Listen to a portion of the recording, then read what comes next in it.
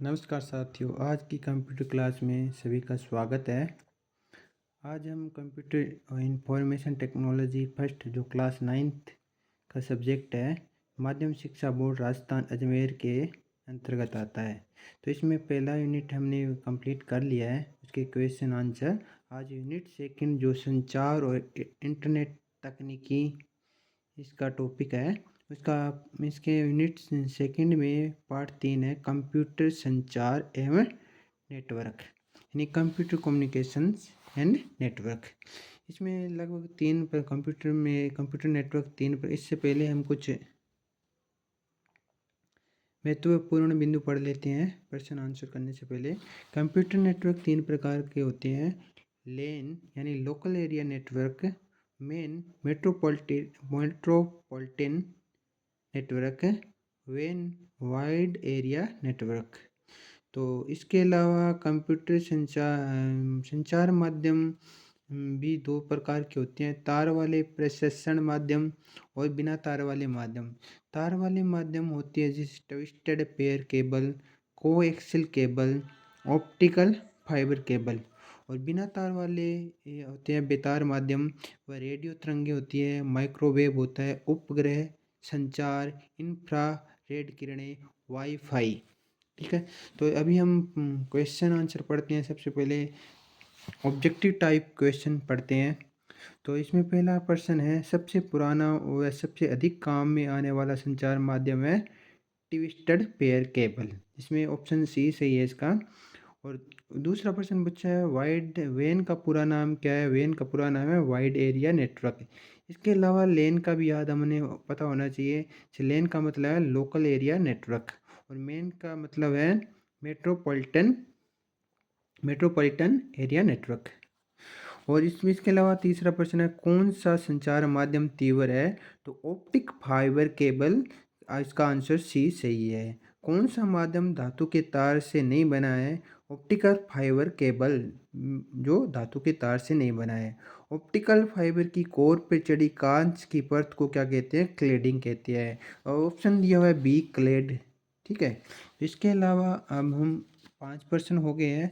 तो अभी छठा प्रश्न है इसका, किस प्रकार के संचरण में सभी दिशाओं में तरंगे जाती है? तो किस प्रकार की संचरण में तरंगे सभी दिशाओं में जाती है? तो रेडियो लिंक संचरण में। ठीक है, सातवां प्रश्न है, न्यूनतम कितने संचार उपग्रह संपूर्ण पृथ्वी पर संकेत प्रेषित कर सकते हैं? वो है 3 भूतुल्यकालिक संचार उपग्रह। तो कंप्यूटर से वायरलेस माउस और कीबोर्ड जोड़ने के लिए किस प्रकार की युक्ति का उपयोग किया जाता है? वो ब्लूटूथ के माध्यम से वायरलेस माउस और कीबोर्ड जोड़ सकते हैं। एक छोटे से क्षेत्र में फैले नेटवर्क को क्या कहते हैं? लेन कहते हैं, लोकल एरिया नेटवर्क। कौन सा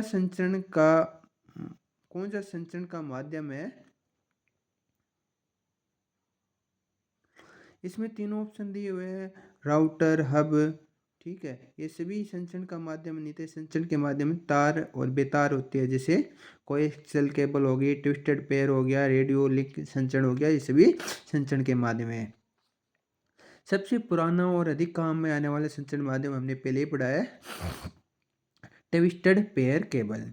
वेन का पूरा नाम वाइड एरिया नेटवर्क होता है। और सबसे तीव्र संचरण माध्यम प्रकाश आधारित संचार होता है, जैसे ऑप्टिकल फाइबर केबल यानी OFC की कोर पर चढ़ी परत को क्या कहते हैं? क्लेडिंग कहते हैं। रिपीटर का प्रमुख कार्य क्या होता है?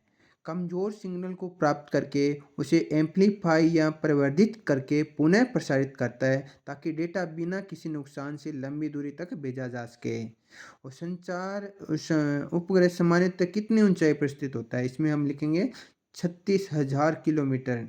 और वाईफाई का पूरा नाम वायरलेस फिडेलिटी होता है। संकेतों को पहले एनालॉग से डिजिटल में और डिजिटल से एनालॉग में बदलने की युक्ति क्या कहलाती है? मॉडेम होती है। एक बड़े कस्बे को कवर करने वाला नेटवर्क मेन होता है, जैसे छोटे एरिया में तो वेन होता है, और बड़े कस्बे को कवर करने वाला नेटवर्क मेन होता है, और इंटरनेशनल लेवल पे वेन होता है।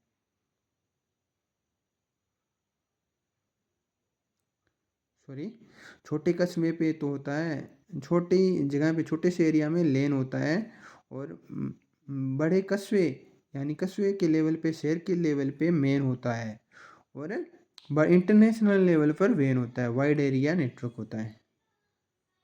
टोपोलॉजी नेटवर्कों के नोड को आपस में जोड़ना टोपोलॉजी कहलाती है, नेटवर्क टोपोलॉजी कहलाती है। इसमें नए प्रकार की टोपोलॉजी है। तो इसमें ट्री टोपोलॉजी में क्या होती है, नोड सोपानवत तरीके से जोड़ा जाता है।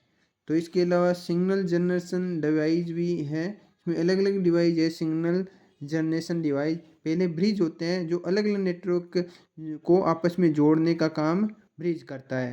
इसमें अलग अलग संचार माध्यम में प्रयुक्त करने वाले नेटवर्क को आपस में जोड़ा जाता है। राउटर भी अलग अलग नेटवर्क को जोड़ता है, परंतु ये ब्रिज से अधिक दक्षता से काम करता है।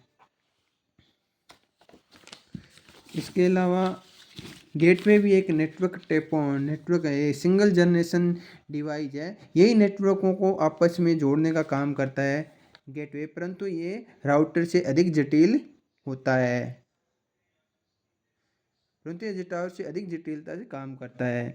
इसके अलावा सिंगल जनरेशन डिवाइस और भी है, जैसे होस्ट हो गई, RJ45 संयोजक, Ethernet card, node, hub, backbone और स्विच, ये सभी सिंगल जनरेशन डिवाइस है। क्रॉस टॉक एक इम्पोर्टेंट पर्सन है, वो भी पढ़ेंगे। एक ऐसी अनचाही घटना है जिसमें एक वायर या तार या सर्किट में चल रहा सिग्नल इलेक्ट्रोमैग्नेटिक फील्ड के कारण दूसरे नज़दीकी सर्किट में हस्तक्षेप करता है। यह सामान्यतः टेलीफोन और डेटा केबल्स में होता है। तो आज के लिए सिर्फ इतना ही, और मिलते हैं नेक्स्ट वीडियो में। धन्यवाद। Good night.